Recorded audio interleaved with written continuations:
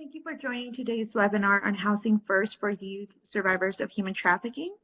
My name is Karen Romero with Freedom Network, and we're going to go ahead and get started.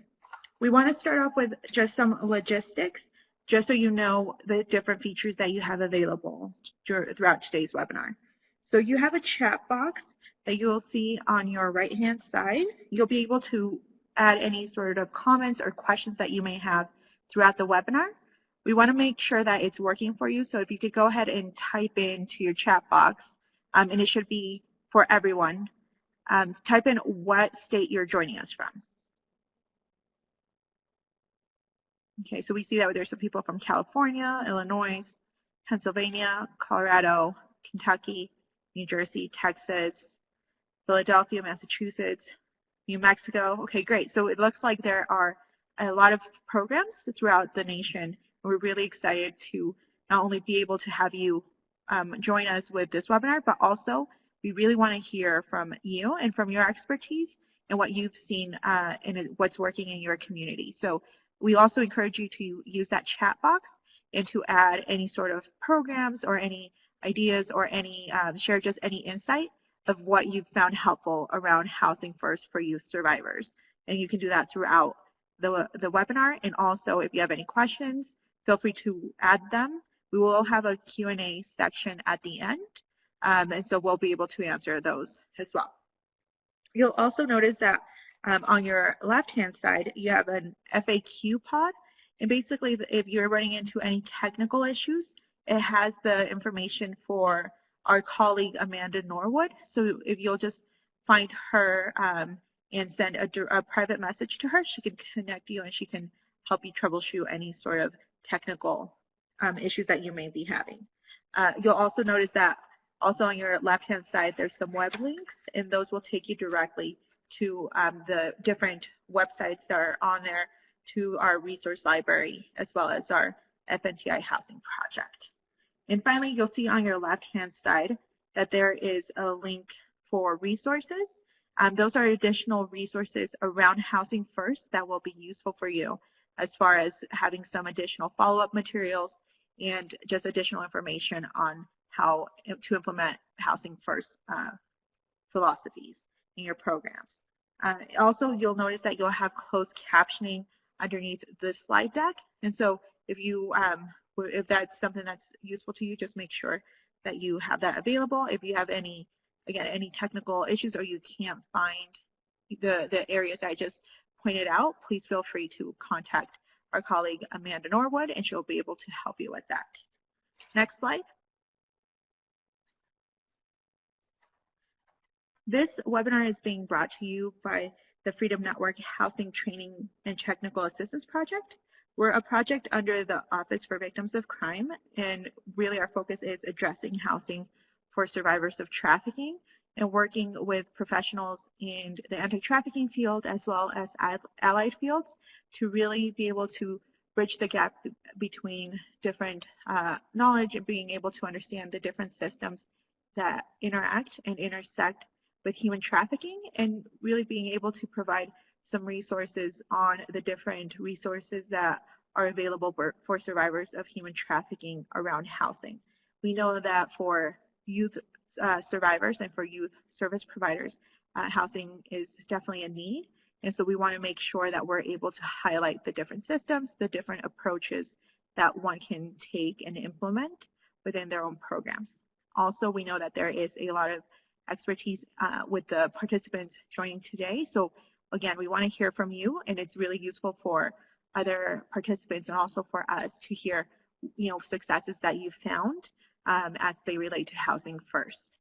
You'll notice that we have web-based trainings. Those happen on a bi-monthly basis, and so that way we're able to address different topics, different challenges, and different systems and resources that tie into housing for survivors of trafficking. There's a resource library, and like I mentioned, that link is on your left-hand side. It says resource library. If you click on that, you'll find different fact sheets.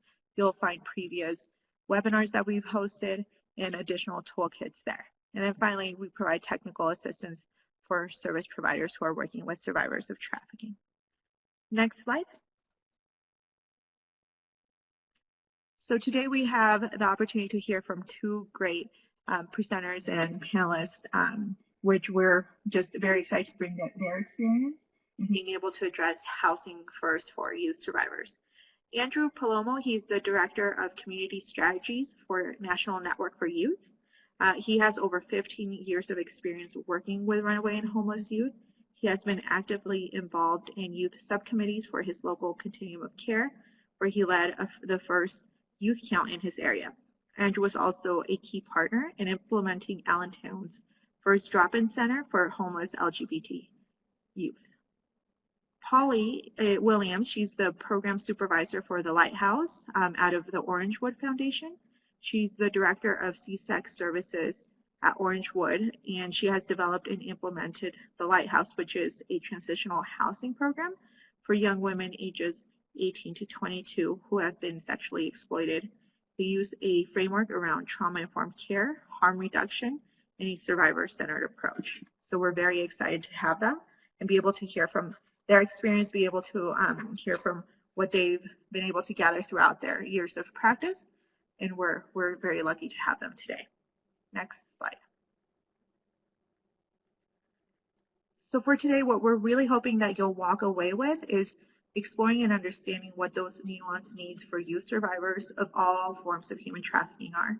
So that's labor and sex trafficking, and understanding what are some of the additional needs that they may have as youth survivors, and also understanding how to implement a housing first approach to meet the need of the youth who you're serving in a trauma-informed way.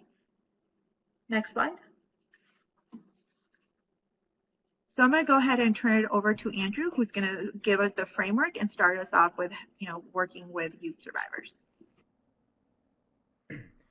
Thank you, Karen. Like Karen stated, I work for the National Network for Youth. We are an agency based in Washington that has 45 years experience in advocating for runaway and homeless youth, advocating for runaway and homeless youth, as well as the agencies that serve them. Next slide.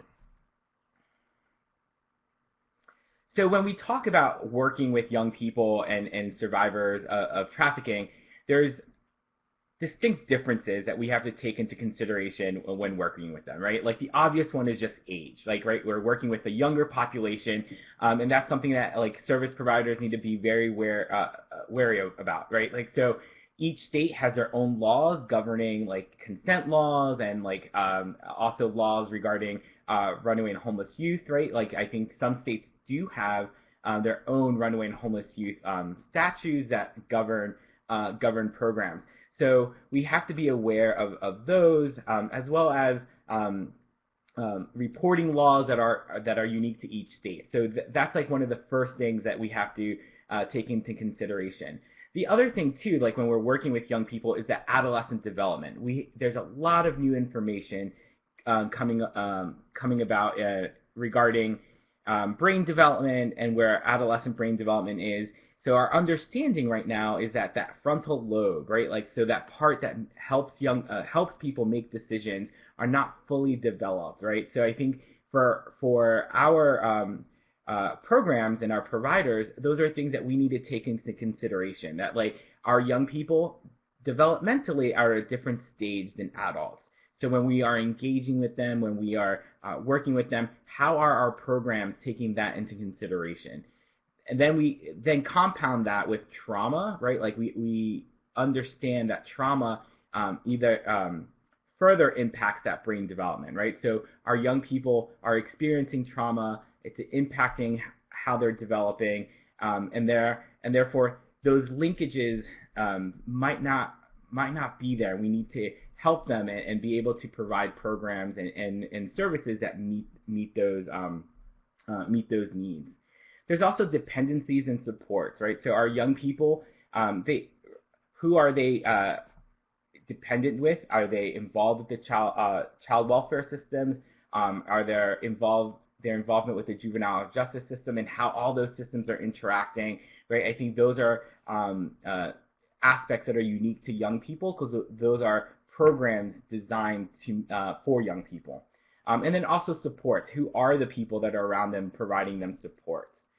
Their experiences, I think that's another Another aspect that providers need to view runaway and homeless youth, specifically those who have been trafficked, from that lens, right? Like their experiences are different. I think those are there are laws that govern, like curfew laws, that the way that they're perceived, adultism, etc. Their voices aren't heard as readily as some other populations, right? So I think like those are things that we need to take in consideration. And then just their needs, right? Like I think this goes back to that adolescent development, that we know that adolescence, part of being an adolescent is like that, having that sense of belonging and being able to hang out with friends and being able to just be a youth, right? So I think these are things that, like, what are their needs that we need to take in consideration that might be slightly different than adults, right? Like I think that's something that service providers need to just switch their lenses and be able to meet young people where they're at. So like that's something that, like, in the runaway and homeless youth field, we say a lot, like how are we meeting young people where they're at, and what does that mean? And I'll go over that in a little bit more details in some other slides. So there is this intersection between homelessness and trafficking, and I'll go over that in this coming slide. Next slide. So what we know is that 1 in 10 young people experience homelessness between the ages of 18 and 24. So when we extrapolate that into actual numbers, that's about 3.5 million young people in the United States that experience homelessness, right? 1 in 30 age 13 to 17 experience homelessness, right? So that's 700,000. So we're looking at close to 4.2 million young people ages 13 to 24 that experience homelessness here in the United States, right? Next slide.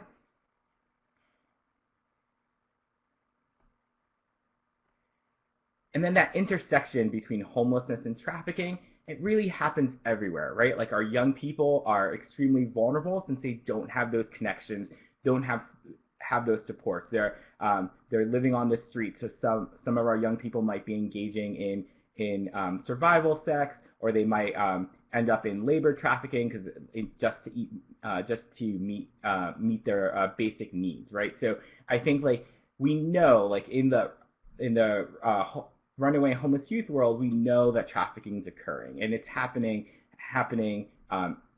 everywhere. So that is something that, like, that is where that intersection occurs, right? Next slide. And some common pathways or some risk factors that we observe with our young people and how they end up being homeless.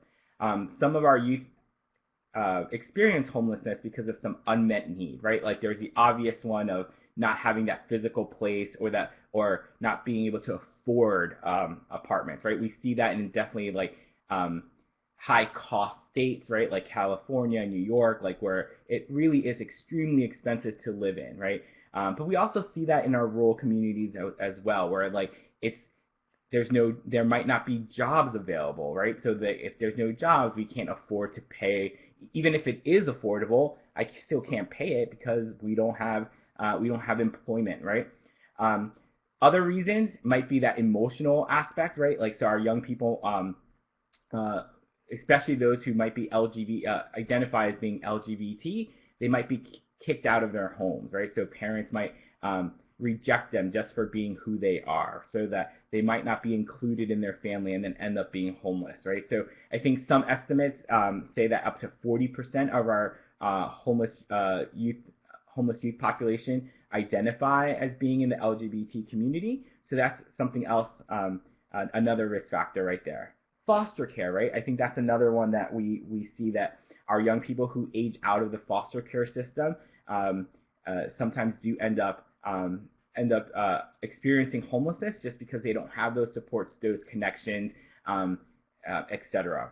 Or that history of physical sexual abuse, which kind of goes back to that emotional aspect, right? Like the parents were unable to provide for them. So like there's abuse at the home, and therefore they're running away and not wanting to be not wanting to be part of that home structure. Mental health or substance use issue, and it can go both ways. I think this is where we see the parents might have a substance abuse issue or mental health issue that's unaddressed, and which causes the young person to leave, or we also see the opposite, where a young person might have a mental health issue or a substance use issue that's not being addressed, and the family doesn't know how to deal with it, and therefore it might lead to unhealthy coping, like either physical abuse or some other form of neglect, right? Young parenthood, right, I think is another risk factor that we see. We know that like it's already difficult to raise a family, especially if you are on limited income, which then might lead to you losing your home and not being able to have a place for you and your child and being homeless, right? School expulsions and special education needs. I think that's another thing. Like we talk a lot about the school to prison pipeline. There is some that same pipeline also leads to young people being homeless as well, right? So I think there's a lot of these similar pathways to that, and that includes that arrest history, right? So our young people who might be engaged with the juvenile justice system and then re-entering back, coming back to the family, that unaddressed need of that family functioning, right? Like, so sometimes like they'll come back, but that the family functioning is still not there, right? So like our young people then get kicked out, and people don't know how to cope when young people re-enter back into their own homes. All right, next slide. And then also part of the National Network for Youth, we have our advisory committee, and one of our members said this, right? Homeless youth are in survival mode. Everything sounds good to them, even if it can get them a meal or a place to lay their head, right? So I think this is what we are observing with our homeless young people, like who are living on the street or who are couch surfing. It really is just survival mode. They're trying to see, where am I going to be safe? Where am I going to get my next meal, right? So these are the things that our young people are experiencing for many reasons, like many of those reasons that I mentioned in the previous slide, right? So this is where Housing First comes into play. Next slide. Next slide again. So Housing First connects people experiencing homelessness to housing, right? So we're trying to reduce those barriers so young people can then be able to have a home and then be able to resolve their trauma, be able to get better coping mechanisms, to be able to resolve some of the issues that they've had in the past, right? So the underlying principle is that people are more successful moving forward with their lives if they are in housing, right? And I think the quote in the previous slide really emphasizes that, right? Like if we are able to provide housing, then they're not in survival mode, right? Like if we're willing to provide housing, then maybe they can like take a little breather and be able to then work on something that they want to work on, right? So something that is going to help them move forward, right? Next slide, please. And this is where Housing First really is important, right? Like when our young people are stable in a house and they don't have to worry about that, then we can help them focus on their education, focus on finishing high school, focus on going to a trade school, right? Or going to college, right? All of those things, like to really focus on these protective factors that we know can lead to success, right?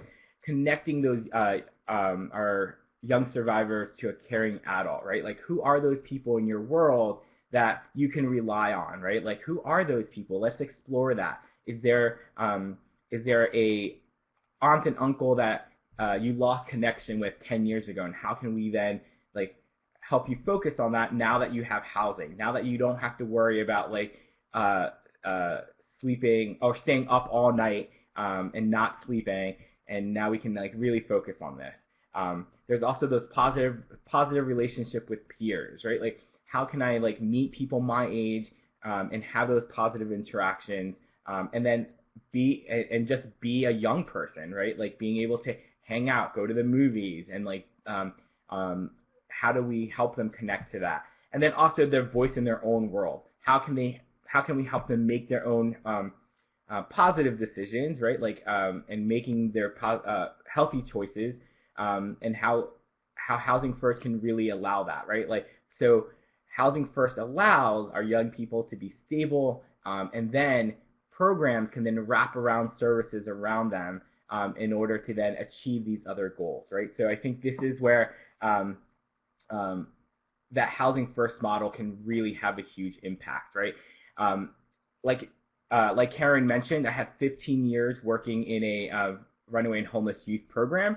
We did encounter some survivors of sex trafficking and a few survivors of labor trafficking, and I was located in eastern Pennsylvania. So with this model, right, like we really emphasize like those low barriers, getting people right into the door, and then services were not required, right? And I think this is where some of our, at least the staff that I supervise, had a little bit of, I guess, issue with, like changing that mindset from what we were before, and then going to this Housing First model. So prior to us implementing Housing First, we required young people to have drug screenings. We required them to have jobs, right? But that changed with the Housing First, right? Because of this, because we wanted them to focus on some of these protective factors rather than focusing on their own. Where am I going to sleep tonight? Where am I going to eat? So we eliminated that, and then it was that progressive engagement, right? So a young person, when services are not required, then we have to take a different approach into how are we going to provide those services, right? So I think that took some time with our staff, like being able to say, like, if you're going to tell a young person to go to therapy, they're not going to come and sit down with you. But if you ask a young person, hey, let's go get coffee at Starbucks, that might have a different impact, right? Because might have a different impact, and you're still providing the service, right? But it's in a different way to our young people. So like with our young people, it's like taking a different approach in how we're going to give services, so we're not stigmatizing them, so stigmatizing those services, so we're not making it seem like, oh, you need this, you need that. It really is about eliminating barriers and then providing services for our young people through progressive engagement. So constantly asking the young person, hey, like, how are you doing? Is there anything we can do for you? Let's go grab coffee. Let's do, right, like thinking outside the box to meet those young people where they're at. Next slide. And with that, there are different types of housing options for our young survivors, right? Especially if they are homeless, right? There are emergency shelters, right? There are youth-specific emergency shelters, right? So our runaway and homeless youth shelters, also known as basic center programs, they are funded through the Health and Human Service, the Department of Health and Human Services, so that federal agency. And those shelter programs are required to have staff that are trained on identifying and then also providing services to survivors of trafficking. And those shelters, they can go from 21 to 30 days depending on the state, but they can also go a little bit longer. And they're also the access point for supportive services and also for some of those basic services, right? So I think like emergency shelters sometimes serve as those starting points for our young people, and they can receive like basic hygiene products, they can receive food. So these are things that can be provided through them. There's also transitional housing. So our transitional housing, some are funded through Housing and Urban Development, and then some are also funded through HHS, but they are somewhere an intermediate between emergency and permanent housing. So they can look very different, but some can be in their own apartments out in the community, and others can be shared apartments where there might be two or more young people living together. And usually they can go anywhere from 6 months to 2 years, depending on the program. Next slide. Our rapid rehousing programs, like in the last, I would say in the last 5 years, we've seen an uptick in rapid rehousing programs funded through HUD. So a lot of these programs are through your own local continuums of cares. So every community has these continuum of cares, which helps fund housing options in their local communities through HUD, right? So our rapid rehousings are those quick rehousing options, and they can be their own apartments, or like sometimes there's master leases where there's a whole bunch of apartments that are leased at the same time for communal housing, and often includes those rent supplements. So like there'll be a specific time that rent will be paid for that young person directly to the landlord. I've seen it either they will pay all the rent for a certain amount of time, or sometimes there's like progressive step downs, right? Like we'll pay 100% and then 75%, then 50%. So those are there are different types of rapid rehousing models, but basically they are like what the name says, quick, and trying to get you back on your feet so you can get into those into an apartment. Then there's also host homes, which are these some people call it like foster care for non-foster care youth, right? Like, so it's kind of like a respite accommodation. So a person that might have an extra spare bedroom might volunteer to be a host, and then they will get sometimes they'll get a stipend for having a young person be living with them. So I've seen it anywhere between the young person chooses who they want to be with. They get to choose their host. Like if they are already, like let's say a teacher is helping them out, or a friend at school is helping them out, and they're living with them. I've seen that model, like where they get to choose, and the agency then pays that family. Or there's also that random selection model where like these are the hosts that we have, and you can then be placed with one of them. It can be served as an alternative to emergency shelters, right? Like, so someone who is under 18 might stay with them for 21 days or up to 30 days, depending on the state. But they are just a home, and some young people like that model better. Going back to the slide about the unmet needs, so sometimes it is that like I want to belong to a family, and a host home allows that kind of like feeling. Next slide. And then there's permanent supportive housing, which are a combination of rental and housing assistance with supported services for people with high needs, right? So when we say high needs, it could be mental health, developmental disabilities, or substance use. And usually these are definitely much more long-term projects, and they're usually reserved for that chronically homeless, so someone who meets the definition through HUD about being chronically homeless. And now there is the option of foster care and child welfare system, foster care youth through HUD to be able to receive some of those housing vouchers as well. And then there's also another plethora of housing options. So our young people who are in foster care in the child welfare system, as well as juvenile justice system, there's options, housing options for them as well. I think, and those can look similar to this. I know, like in foster care, they do provide transitional living. They do provide foster homes, which are kind of like host homes. And then the juvenile justice system also offers very similar things as well. So that's a huge going over housing options for our young people. There's a lot in there, crammed it into like about 10 minutes. So if anyone has questions, they can always either email me or ask a question in this webinar. Next slide.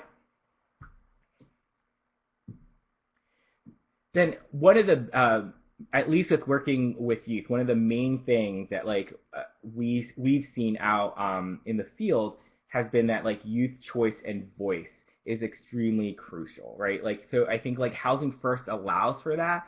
Like once a young person is stabilized, a young person can be encouraged to make decisions and learn from them, right? Like, so we're able to work with them through progressive engagement and be able to uh,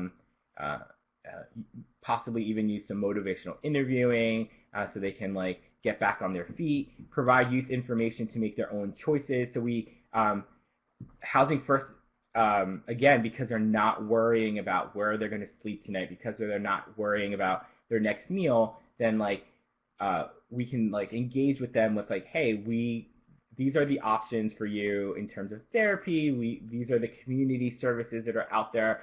Which ones would you like? So like being able to then like have them make choices, right? Because sometimes like in the past, those choices were not there for them. It was taken away from them. And now we're allowing them to make those choices.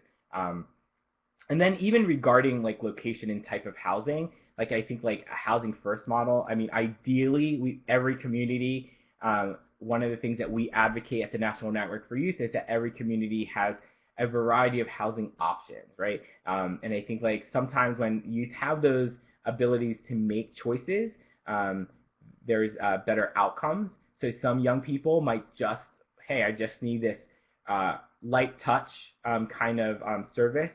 So that rapid rehousing for 6 months might work well for me. Other young people might say, no, I really want a family-like setting. So maybe a host home might be available for them. Or a young person we might observe that they have high needs, right? Like they have that high needs that were unmet previously. So possibly mental health needs, possibly substance use, and then being able to give them a more long-term housing option. And then something that should be wrapped around all of this is just that youth voice. So how do we get young people's ideas at the table to make those changes, being able to get their input? Our young people know what programs methods work for them. So having them being able to articulate that. I think in terms of quality improvement, I think sometimes our young people, they know where our programs can be improved, right? Like in being able to hear them and how they should be actively involved, not just in the decisions of their own life, but also in the decision-making process of your programs, right? Youth action boards are things that are required in some HUD programs, like the YHDP, Youth Homelessness Demonstration Projects, and being able to get their voices in there. I think, and having a diverse group of people give their voice and opinions, right? So I think some things that some of our partners might lack in providing services for trafficked survivors, right? So therefore, having a young person who has that lived experience on a youth action board might be extremely beneficial on improving your services, right? So I think that is always a really important thing that our young people, my experience has always been that our young people, they want great services. They want our programs to do better. They want our services to serve more young people, right? So I think like being able to get their voices at the table so we can make those changes, those positive changes in our program, so we can then increase our capacity to serve more youth and serve them better. Next slide. And I think everything that I just mentioned here, I think, we will. I'm going to hand this over to Polly, who will go over how some of these Housing First principles have been implemented in real life. Great, thank you very much, Andrew. And g'day everyone, my name is Polly Williams. I am the Director of CSEC Programs at Orangewood Foundation in Orange County, California. Next slide.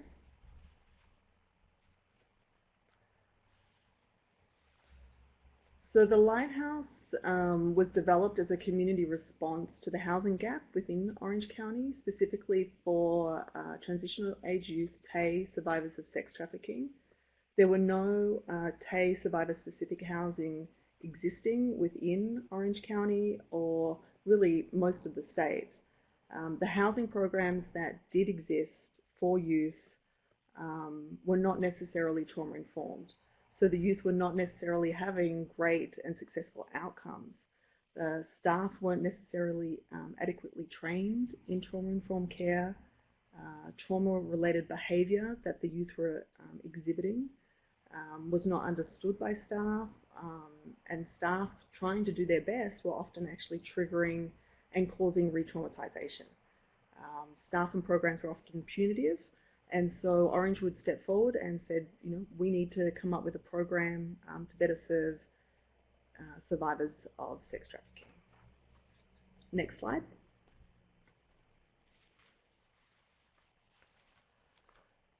So the Lighthouse, we opened in October 2016 with our first young lady moving in. The Lighthouse is not a crisis shelter, it is a transitional program. We do have an application and interview process.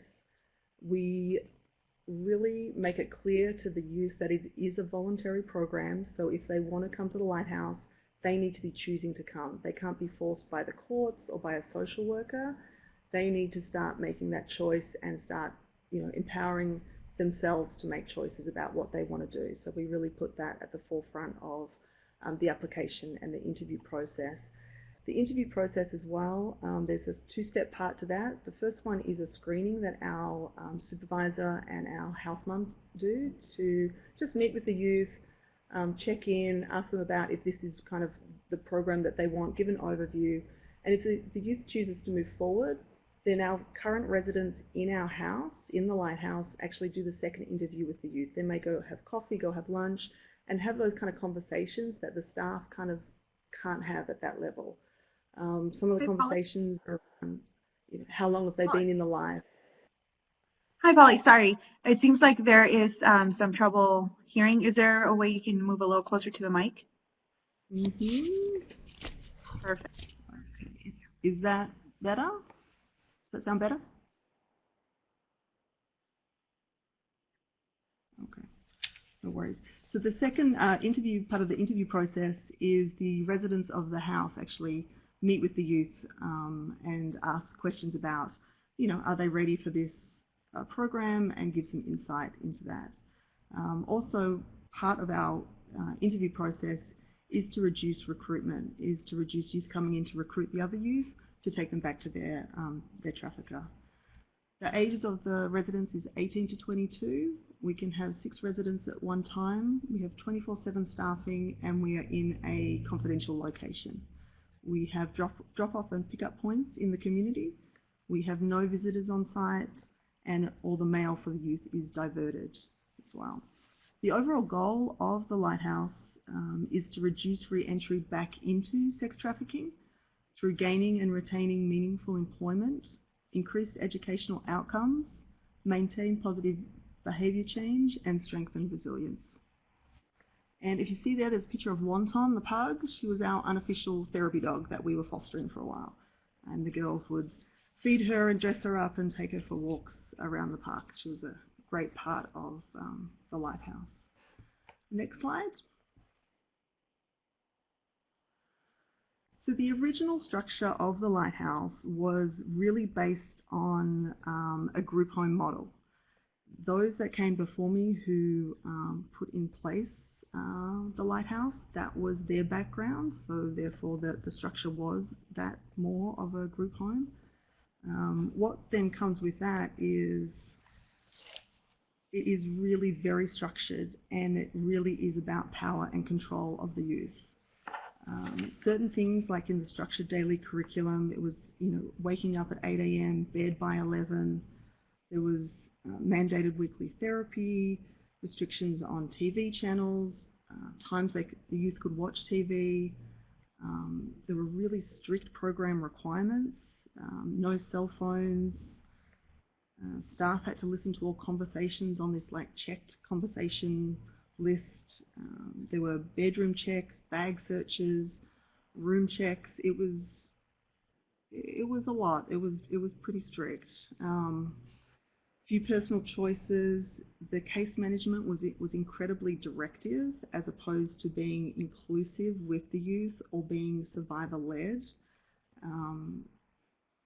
Safety and safety planning was really around kind of alleviating the staff concerns of safety of this youth as opposed to the youth understanding and owning some of their own safety planning.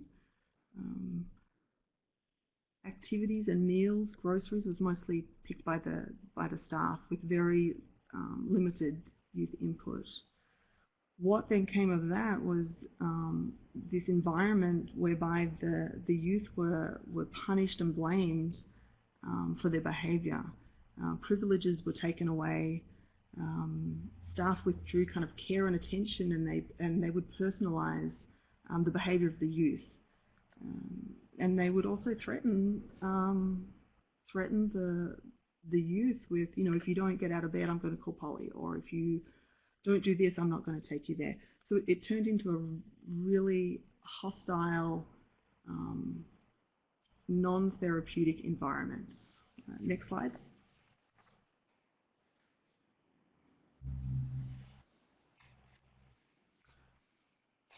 So what I observed in like the first 3 months was really this mutual disrespect and dislike of the youth and the staff. The staff didn't trust the youth didn't trust the staff. The youth were saying the Lighthouse was run like a group home. I've just turned 18, I've just left foster care. I didn't want to go back into a group home. This is horrible, you're so controlling. Youth would refuse to get out of bed. I would refuse to get out of bed too. And so then there's yelling matches between the staff and the youth about what's going on. And one of the most concerning things that I found was that the staff took away items of importance or value as a punishment for breaking the rules. And really that was really kind of going back to what a trafficker would do as well, is take away certain items of importance for control over the youth. So again, we were just re-traumatizing and re-triggering our youth. What also really saw was the youth were really unable to self-regulate, and they were constantly hyper-vigilant because they were still in this survival mode, because they were trying to survive the program and the staff. The rights of the youth to choose their own journey was taken away. We were really disempowering and oppressive, and it really came down to power and control, and at the end of the day the staff held the key to the youth healing journey. Next slide.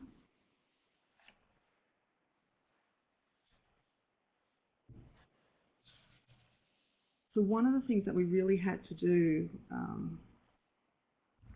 was we had to shift our approach. And in order to do that, we really had to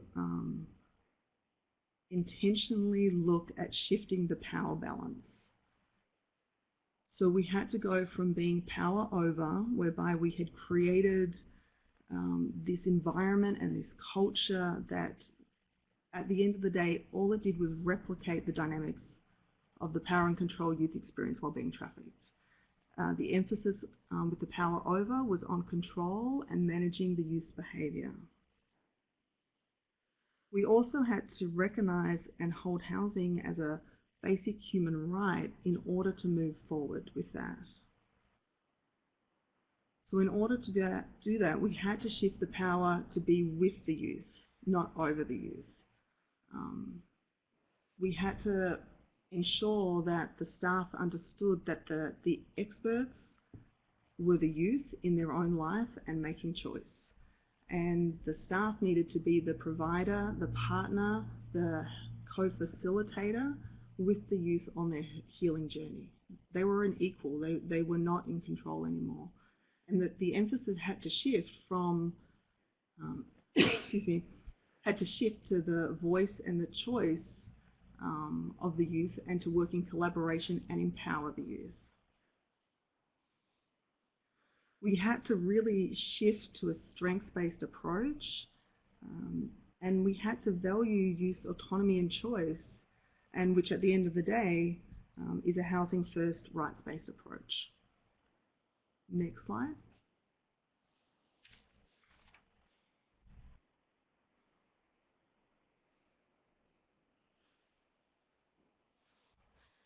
So our transition, I kind of laugh at this because it sounds so easy, but it really was not, and it still is not. And if you yourself are in programs or organisations whereby you know things need to change and you're just not sure how to, that's where I was for quite a while, and I appreciate you being there as well. But just to let you know that you can move forward, and there are ways of going forward, and there are different steps to do that as well. Our transition, it really required a philosophical shift for our program. And philosophical shifts, or any kind of shift or change, can be scary. There's a lot of fear involved in change, in things that are new. The fear may be of the unknown, or of losing control of the situation, or losing control of the youth. But at the end of the day, we need to really think about whose fear are we really talking about. Is the fear coming from the provider or our organisation? But what about our youth? You know, what are they worried about? What are their fears? And in order to make any kind of transition, we need to get buy-in from the youth. And we need to ask them, what are their fears? What do you want? What do you need? And those are the fears that we need to focus on. And some of those fears when we were doing this was the youth were scared that their pimp would find them. They were scared of being judged by the staff and of other youth. Scared of living, this square life outside of the life of trafficking. But in order to elicit that information, we used listening sessions, we did focus groups, and we did feedback surveys to get that information from the youth. One of the things now that we always do is we always ask, can we do something better? And then we go back to the youth and ask them. The philosophical shift, however, and the organisational value alignment are critical. And this is where I perhaps didn't do such a good job, because I kind of went nuclear with our change of our program, and our organisation wasn't so changing, and they'd worked a certain way for a very long time, and that's what's worked for them. This program, however, was not working for our youth survivors. So I did a lot of changes for our program while the organisation stayed the same, which then perhaps caused some issues in terms of running programs from a different kind of value or a different philosophy. Now the organisation it's great. It's starting to make that change around trauma-informed care and a harm reduction approach. But just doing it as a program and going nuclear like I did, if I could step that back, I would probably want to change that a little bit and be a bit more cautious about the effects of such big changes all at once on a program. One thing, though, we must always acknowledge too is that there will be people within organisations and programs who will not be able to go there. They won't be able to change their philosophy or their working framework, and they won't be able to become trauma-informed or hold a rights-based perspective, because that's just not who they are. That's not how they've been taught or been brought up. That's not their framework, and we need to understand and respect that that's okay. And that's okay that this work may not be for them. And that's really a conversation, a one-on-one conversation with staff to have, and to discuss that. Next slide.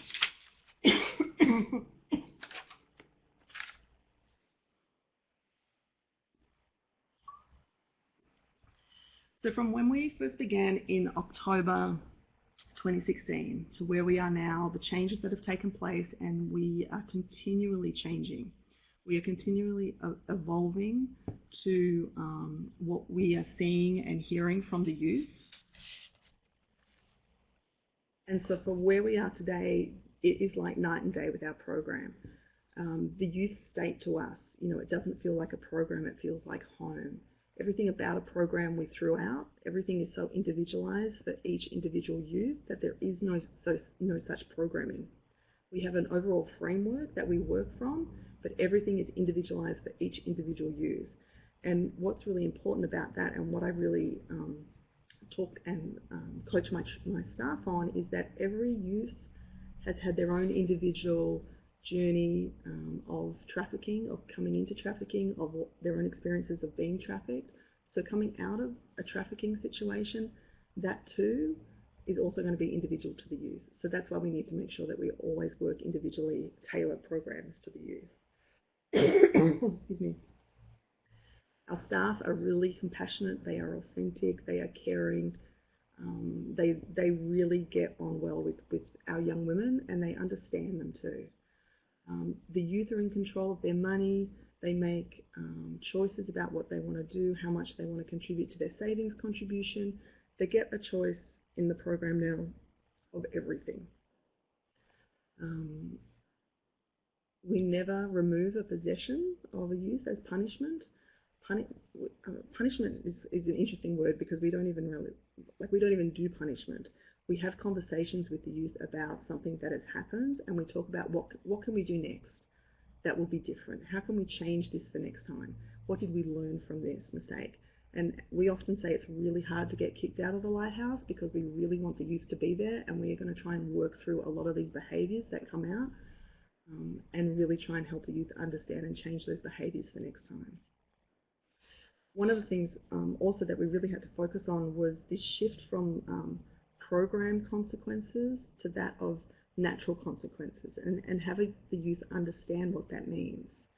An example might be one of our youth decided to not attend her classes at school. So the teacher dropped her from that subject. Well, that's a natural consequence of her behaviour, as opposed to a programmatic consequence that could be like, well, you got dropped from school, so we're going to drop you from this program because you have to be in school. So conversations around that is, okay, well, what can we do better next time? Can you try and resolve this relationship with this teacher? Can you go and talk to them?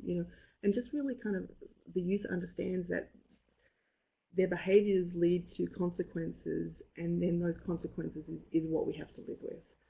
So really shifting that around and having the youth understand that, because coming from their backgrounds and what they've been through in these trafficking situations, they've never had that experience, and they've never been able to experience of making a mistake, but then that mistake, it's okay to talk about it, and let's try and change it for next time. So we really work on that with the youth as well. Next slide.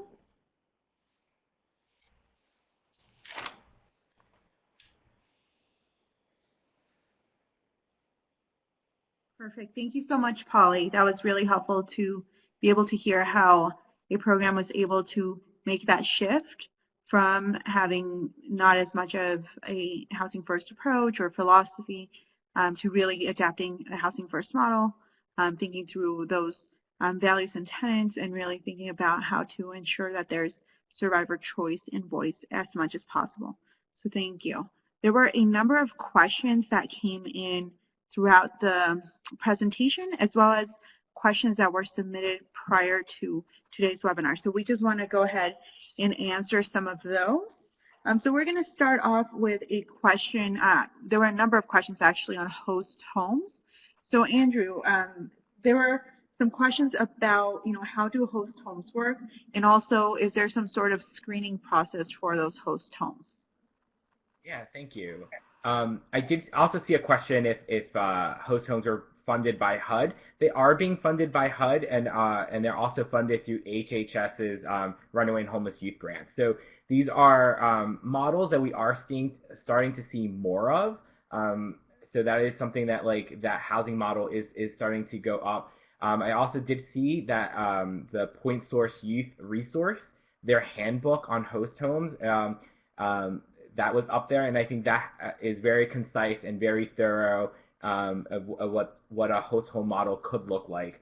As for screening, I think that is something that all host home models do that. I know the one that I was involved with in Western Pennsylvania, right? There's an interview process. There's training where they have to take training on positive youth development, on being trauma informed. They have to get their clearances, such as child abuse clearances, FBI fingerprinting, right? So all of those things are done in terms of screening, and then just being able to have that interview, being able to then have that discussion, and then that training, that like building that competency among the hosts, right? So I think those are very crucial components. So hopefully that answered your question. Great, thank you. The other question that we saw come up also for Andrew, and definitely Polly, feel free to chime in, is how do you balance the need for mandated reporting, but also for ensuring that there's survivor choice and voice, and that youth survivors have some autonomy? Correct. Yeah, that's a really excellent question, and that always comes up in a lot of the supervision that I was doing at the organization in Pennsylvania. So part of me is when I interacted with someone, I always told them up front, especially if I knew that the conversation was going to be intense and that it could potentially bring up either past traumas. I would tell them, I'm going to ask you a series of questions. This might be uncomfortable for you, and again, like feel free to answer as much as you would like, right? The other aspect of that too is that I would also inform them. I would remind them I'm a mandated reporter, right? So then the choice goes back to them, right? The choice goes back to them of, do I want to tell my story to this person? Do I not, right? So I think like that's giving them the choice of what they feel free to discuss with you. And then also reminding them, I think like what Housing First is, you're still going to get housing, right? Like I like this intake. There was problems with the intake. I think there was it asked too many intrusive questions, but that's a different story for another day. But I think but having those conversations with young people that I'm here to do, ask you these questions. That you're still going to be able to. You're still going to get the housing. I'm just trying to get you the services that are needed, or whatever reason you're asking those questions. And then just reminding them, I'm a mandated reporter, because then it goes back to their choice of whether or not what they want to disclose. And if they say, no, I don't want to answer, then all right, no, that's fine. We don't have to answer that. We'll move on, right? Because I think that's also a little bit different. Like what Polly was saying is that shifting in mindset. None of this is required for housing, right? So if you don't want to answer it, then that's fine, right? And then moving on. My experience has always been, as you build that relationship with that young person and you build that trust, that they will eventually want to discuss and want to move forward, right? So, but it takes time. Yep, hopefully that made sense. Great, thank you, Andrew. Okay, Polly, I have a question for you. So one of the questions that were submitted were, what are some common mistakes that are made when housing survivors? Sure, so certainly some common mistakes is, as service providers, we think that we are going to be able to fix and save the youth. One thing to really be mindful of is working from where that young person is at, providing as much information and resources available so that young person can make the choice of whether or not they want to be part of the program or the housing, that kind of stuff. Also too, understanding, I guess, kind of like the background of a youth who has been trafficked, is that they are going to take a long time to develop trust. They could take a long time to be able to reduce their hypervigilance, a long time to be able to sleep in their bed. And so a lot of programs are structured that certain things need to be done, undertaken or completed within certain time periods, and that's not necessarily going to work for a survivor. who is just trying to maintain safety, and they're just trying to look around and make sure someone's safe and no one's coming to get them, kind of thing. So it's really around kind of working individually with the youth on what's going to work best for them, as opposed to some kind of cookie cutter program and trying to fit the youth into that. Great, thank you. We also had a number of questions also for Polly around the housing structure. So one of them that we have on the chat box is, how are meals provided, and also are the residents able to lock their bedroom doors in the Lighthouse? Okay, so the meals. So all the youth contribute a certain amount each month for grocery shopping, and the youth all go grocery shopping. And so the youth can either make their individual meals, sometimes they make meals for the house. It just depends on what's happening in the house. In terms of locking the doors, we do have locks on the doors. Usually the youth leave their doors wide open and their bedrooms are quite a mess. They can lock them if they want. We encourage them to do what feels safe for them. Thank you. And can you clarify if the Lighthouse is used to house just females or males or both? Sure. So at the moment we've only housed females. Going further, that is something that we would certainly be open to be housing males if we had some, male referrals or some trans youth as well. Great. And also we had a question if it was youth survivors who identified as trafficking survivors, either for sex or for labor. Currently, who are you serving? Yeah, so currently it is youth survivors of sex trafficking. Perfect. Thank you so much. The next question that we have is for Andrew. It was another question that was submitted, which says, how can you identify a youth that has been involved in human trafficking? Yeah, so I think for us, has always been having those discussions, right? I think for our young people, sometimes asking questions. I remember in my early days as a social worker, there was a question: are you a survivor of sex trafficking? We all know that they're not going to answer that, right? So I think sometimes it is how do you then have more of a discussion, and then being able to have young people tell their story, and then being able to build that trust, right? And being able to build that trust with the providers. Like that slide that they're in survival mode, our homeless young people or who have been who have experienced trafficking are in survival mode. So part of that is then building that trust, so they're not just in survival mode, being able to then have those discussions, and then being able to then meet those needs. So as they're bringing past traumas up, or talking about their experiences, being there are services that can help with this, and then being able to link them up to services if they want to, right? So I think because some of our youth might not be ready to do therapy right now and then, but as long as they know, hey, these services are available, and then here's who to contact when you are ready to do that.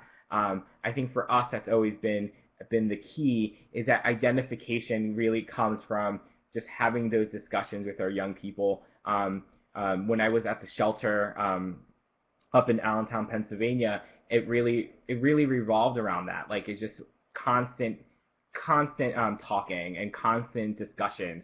I would be watching TV or playing video games with our young people in our shelter, and then conversation would just come up and be whoa, out of nowhere, something would come up. They would talk about I was this was my experience where I was dating this 45-year-old man, right? And then being able to then pick on that up and then have those discussions of how was that experience? Do you need help? Can I link you up to at that time we worked with our Crimes Victims Council. Do you want to talk to someone that can help you, guide you through that process, right? So I think sometimes it's for us, it's we want an easy checkbox that we can put in a file, but at least with our young people, or my experience has always been, is having those discussions and then being able to just pick up, all right, in my head, this is now where I can then have that discussion with the young person about what happened in their life, and then being able to link them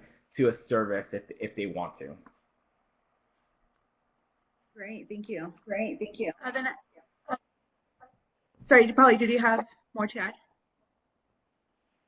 No, I've got nothing to add on that one. Andrew did well.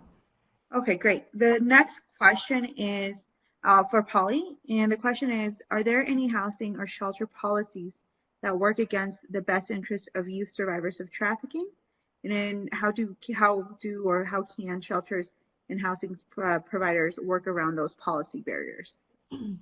Yeah, sure. I would really look at any of the kind of policies or procedures that kind of mimic the dynamics of the trafficker, of the control that the trafficker had. So things such as searches, such as room searches, such as bag searches, taking away phones, taking away youth money to hold on for them, excuse me, like strict rules, lack of autonomy. Those kind of areas is where a youth is going to very quickly decide yes or no to stay in a program, especially because if they've just left their trafficker, that's either going to be really traumatizing because A, they may not have wanted to leave their trafficker, they may have been taken away from that situation and they're wanting to then therefore go back, or if they've made that choice to leave, it is going to just keep re-triggering and be re-traumatizing and for that young person. So really kind of looking at, do we need to do bag searches? Can we not have conversations about, this is the expectation if you're coming into this housing program, and if you do have, drugs or a knife or a weapon or something, this is the great time to hand it over right now. So no one's getting in trouble. It's not a punitive response. It's like, these are our expectations. If you have that, now would be a great time.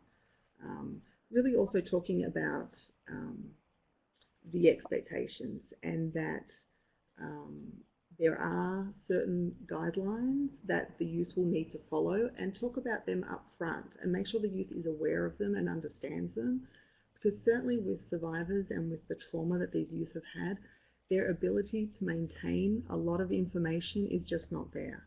So information needs to be really condensed in small amounts so the youth can understand, and I would do some paraphrasing around that too. So, I hear you say this, and I've said that.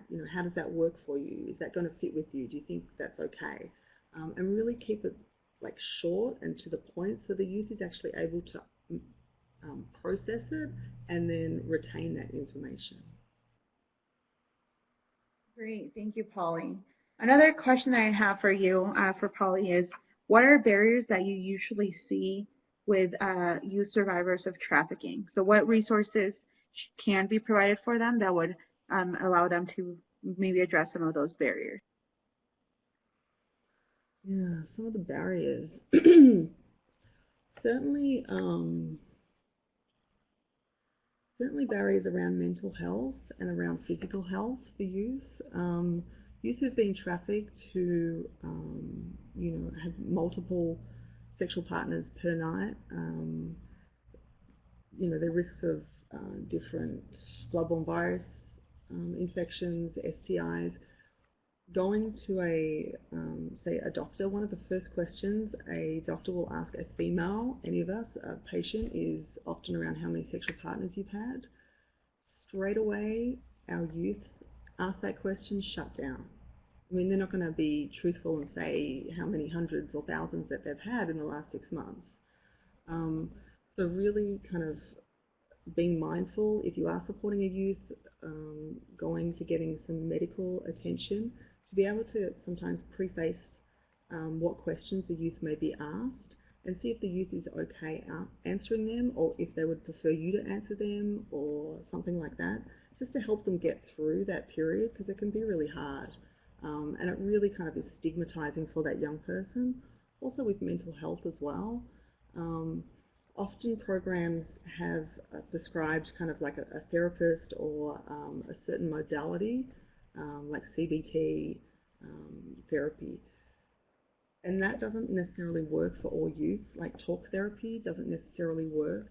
So what we do at the Lighthouse is that we, don't mandate therapy because it needs to be a youth's choice, but what we do is that we have a variety of different modalities that we encourage the youth to explore and experience. So there is CBT, EMDR, equine therapy, art therapy, so the youth can experience it and then make a decision on their own of what they feel is going to work best for them. So we put the power and we empower the youth to make those decisions as well. So in terms of kind of like mental health and physical health, kind of those two areas, helping a youth navigate that, to break down those barriers, is some of the two most important areas of support that a youth is going to need. Great, thank you. Another question that came in was, and you touched on it a little bit, Andrew, is how long can you stay at different types of housing? So if you want to give a little overview of what that is. Yeah, so I think that it's a bit of a complex question, right? It really is going to depend on the grant that you received, right? So, but I know from HHS, like the three main housing programs funded through HHS, basic centers right now 21 days, and then certain states allow for an extension through state funds of those basic centers or shelter grants. The transitional living programs can be anywhere, like I've seen anywhere between 6 months to almost like 2 years. So that's what we've seen. And then the host homes, like I've seen both models in host homes where it is used as an emergency shelter, so up to 21 days. And then also seen then as a more long-term structure as well that could go up to 6 months to 24 months. Through housing and urban development, that we're seeing a lot of rapid rehousing programs, and those programs I've seen anywhere from 3 months to 6 months to 9 years, but they definitely are under a year because it's like what the name says, rapid, right? Like getting you back on your feet and being able to get you housing and then provide supports and then be gone. So we've seen that, and then the permanent supportive housing are permanent, right? Like that word, like they last for as long as they needed. So that is how we see those playing out. And those are the ones that are funded by the federal government. I know, like in where I used to work in Pennsylvania, they were also getting private foundations to be able to support some housing needs, and that was something that was happening, and that was actually pretty encouraging because then you're determining the length of stay based on the need that you're seeing in your local community, right? So we're also seeing people fund some of these services through private foundations. Great, thank you. We also had a question come in on the chat box. If HUD funds housing programs for kids less than 18 years old. Andrew or Polly, do y'all have any feedback on that? I do. This is Andrew, and the answer is yes. I mean, they are able to. I think there are the YHCPs, the Youth Homeless Demonstration Projects, where communities can develop youth-specific housing programs for their local communities, and they can serve minors. I think it does get a little bit complex because, like, in certain states have certain rules and regulations regarding like parental consent. So it really, I think some communities are hesitant to service minors because of some of the state laws that are there, and then some communities have embraced it because they have laws that they have laws in their own communities that allow them to do that, right? Like the state laws. So it does get a little bit complex serving minors, but they are able to if a community chooses to. Great, thank you. Another question for Polly is, what are some trauma-informed considerations when setting up a housing environment or guidelines for admission and retention? Sure. One of the big things I would encourage is to make sure that you hire people who value trauma-informed care and a housing first or rights-based approach.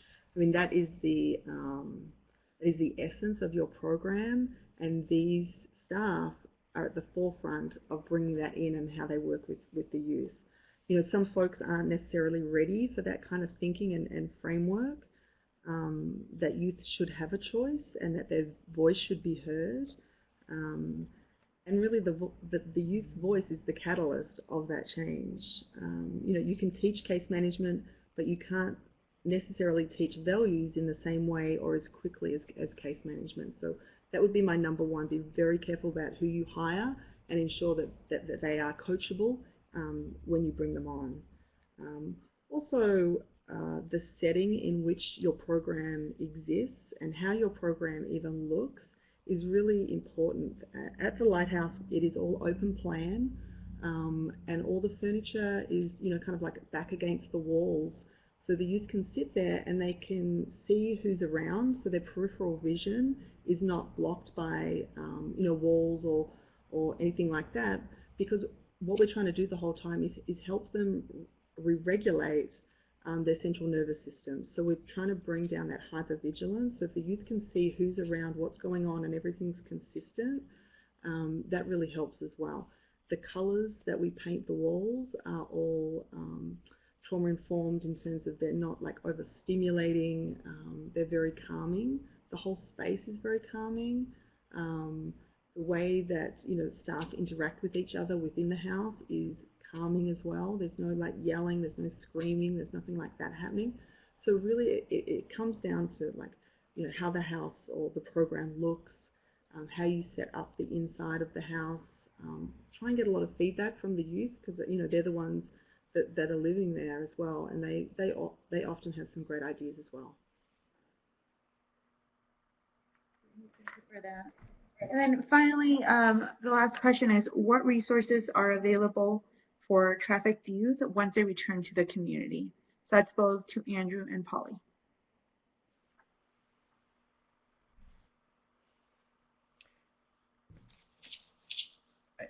I can start.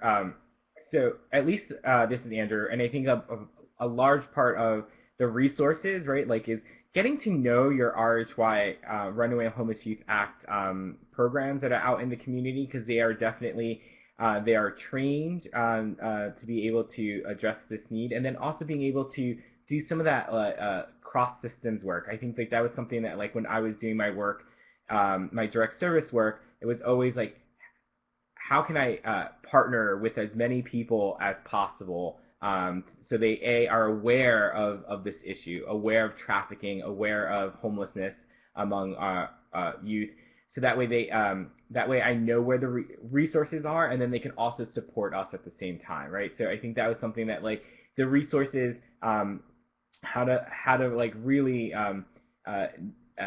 network and collaborate, because there are resources out there, right? Like Runaway Homeless Youth programs are one of them. Those grants through HHS, HUD is another one. So being able to get those housing, knowing the housing options for our young people is just trying to network in your local community, what's available in your local community, how that looks like. Yeah, I would agree with that. Really like looking within your own community. There's a lot of different programs that keep kind of popping up that we keep hearing about, and it's just kind of exploring what's out there and what's going to work for the youth that you're working with. There's more drop-in centres that have recently opened. We've just recently opened ours in January of this year called Project Choice. That's for youth at risk of trafficking or those who have been trafficked. It's a very low barrier. There's a couple up in the Bay Area that have opened up as well, and there's some different programs kind of nationwide that are starting to pop up. So it's really kind of looking at what's in the community and who you can refer to. There are a lot of other youth-specific service providers who may not be specific for survivors of trafficking, but who can work appropriately and appropriately support youth who have been trafficked, because they are trained to do that as well. So I wouldn't be frightened to reach out to other youth programs and just see, are they okay working with youth who have been trafficked? Are they trauma informed? And help kind of find out what's in your area that's best to refer youth to. Wonderful. Thank you so much, Andrew and Polly. That has been extremely useful. Let's go ahead and go to the next slide. We just have some key takeaways or some ideas for you to continue and follow up with in order to just continue to expand your knowledge and also the resources around Housing First. So some of the recommendations are identify a Housing First program in your community. If you are a housing program, it's being able to adapt and implement some of the tenets and the values that were shared today, and being able to understand how we can make your program more accessible, lower barrier, and trauma-informed for those that you're serving. We've also shared a fact sheet on learning how to include a rights-based approach to housing, which you're able to have there. And then finally, just getting a sense if your program is Housing First ready, and if it's there is a tool by HUD that is a Housing First assessment tool that you'll be able to click on and get that and see if it's something that you all are already doing and what are some areas that you can continue to improve on. Next slide. And so again, we want to thank you for joining us today. We know that this is a very important conversation. There's lots to talk about and to be able to cover with Housing First, and Andrew and Polly did such a fantastic job of being able to give us the framework and also the real life implementation of a Housing First philosophy. If you have any questions, please feel free to reach out. Our email is training@freedomnetworkusa.org. If you have any questions for Polly or Andrew, we can connect you with them. We also have our resource library where this webinar will go on to, but also we have numerous fact sheets around housing and trafficking. So feel free to look into that. And then we have our housing project page, where you can find out what is the most up-to-date information and also upcoming activities such as webinars. So once again, thank you so much for joining us. We look forward to seeing you in our next webinar.